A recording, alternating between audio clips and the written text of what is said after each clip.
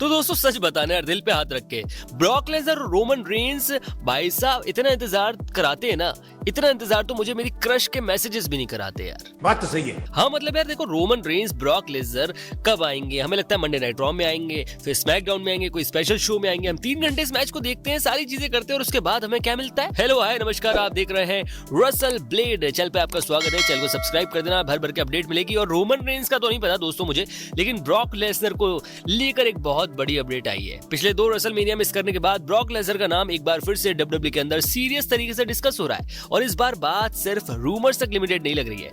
Indication मिल रहे हैं कि कंपनी लॉस वेगस में होने वाले रेसलमेनिया के लिए लेसनर के लिए एक major high profile matchup setup कर चुकी है। काफी टाइम से लेसनर स्पॉटलाइट से थोड़ा दूर थे, लेकिन जो फैंस एक बड़े मूवमेंट का वेट कर रहे थे ना, उनके लिए लगता है कि फाइनली वो घड़ी पास आ गई है। सच बात यह है कि ब्रॉक लेसनर का कमबैक एकदम अचानक से नहीं था। ये प्रोसेस पिछले कई महीनों से धीरे धीरे बिल्ड हो रही थी। डब्ल्यूडब्ल्यूई ने उन्हें फुल टाइम या ओवर एक्सपोज सुपरस्टार की तरह यूज ही नहीं किया, बल्कि एक लिमिटेड अपीयरेंसेस के साथ स्पेशल अट्रैक्शन बना के रखा। और उसी के लिए जाने जाते हैं ब्रॉक लेसनर, क्योंकि वो ब्रॉक लेसनर ना भी है ना, सिर्फ उनका म्यूजिक ही बजता है तो समझ आ जाता है भाई कुछ तो खतरनाक होने वाला है। फिर चाहे वो शॉकिंग समर स्लैम अटैक हो या सर्वाइवर सीरीज के मूवमेंट्स, लेसनर ने प्रूव कर दिया है कि उनकी प्रेजेंस आज भी पूरे रोस्टर की एनर्जी शिफ्ट कर देती है।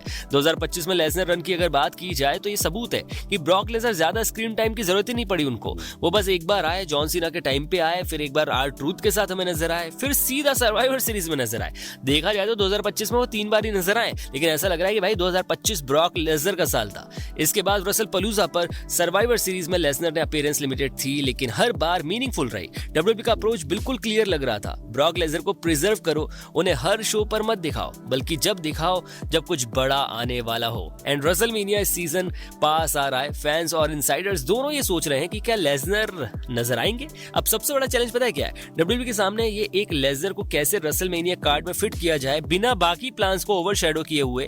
इसी पर लगी हुई है डब्ल्यूडब्ल्यूई की टीम। रेसलमेनिया हमेशा से मल्टी स्टोरी शो रहा है, जहां हर डिवीजन को स्पॉटलाइट मिलती है। ब्रॉक लेसनर जैसे सुपरस्टार के साथ रिस्क ये होता है कि वो बाकी सब चीजों से अटेंशन खींच ले, इसलिए कंपनी क्लियरली एक ऐसा मैचअप ढूंढ रही है कि लेसनर को स्टैचू के बराबर हो, जिससे ओवरऑल रेसलमेनिया को बैलेंस ना बिगड़े। और इसी पॉइंट पर बात सिंपल सी है यार, नाम एक ही आता है और वो है वन एंड ओनली, सबका करियर खत्म करने वाले गुंथेर। ब्रॉक लेसनर वर्सेस गुंथेर का आइडिया कोई नया नहीं है। फैंस पिछले कई सालों से इस ड्रीम मैच के बारे में बात तो कर ही रहे हैं। 2 ऐसे रेसलर जिनके स्टाइल में रियलिज्म, ब्रूटैलिटी और फिजिकल डोमिनेंस कॉमन फैक्टर है।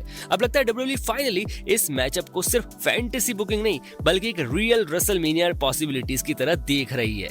आपको बता दें, गुंथेर और ब्रॉक लेसनर का मैच सेटअप किया जा रहा है फॉर रेसलमेनिया 42। आपको बताइए, रेसलमेनिया के प्रोमो में, टीजर में हमें नजर ही आए ब्रॉक लेसनर और गुंथेर को भी इसलिए हाइप क्रिएट किया जा रहा है क्योंकि वो सारे लेजेंडरीज के करियर खराब कर रहे हैं। अब अगर बड़े लेजेंड्स की बात की जाए तो इसमें कौन आता है? ब्रॉक लेसनर ही बचे after John Cena and Goldberg. तो मुझे लगता है कि भैया गुंथेर फिर से आएंगे और बोलेंगे ब्रॉक लेसनर मैं तेरा करियर खत्म कर दूंगा, लेकिन फिर उसके बाद ब्रॉक लेसनर क्या करेंगे वो तो वक्त बताएगा। लेकिन रिपोर्ट्स तो यही कह रही है कि ब्रॉक लेसनर वर्सेस गुंथेर का आइडिया पहले भी कई बार टेबल पर आ चुका है, लेकिन हर बार कोई ना कोई रीजन रहा जिसके चलते ये शायद प्लान आगे बढ़ नहीं पाया। लेकिन अब सिचुएशन बिल्कुल डिफरेंट है। ब्रॉक लेसनर वापस रोटेशन में आ चुके हैं, उनकी इमेज फिर से कंट्रोल्ड और फोकस लग रही है। दूसरी तरफ गुंथेर अपने करियर का सबसे स्ट्रॉन्ग फेज में है, जहां वो क्राउड उनको सीरियसली बू कर रही है। अब अगर डब्ल्यूडब्ल्यूई इस मैच को ग्रीन सिग्नल देती है तो ये सिर्फ एक मैच नहीं होगा, बल्कि एक जनरेशनल क्लैश होगा।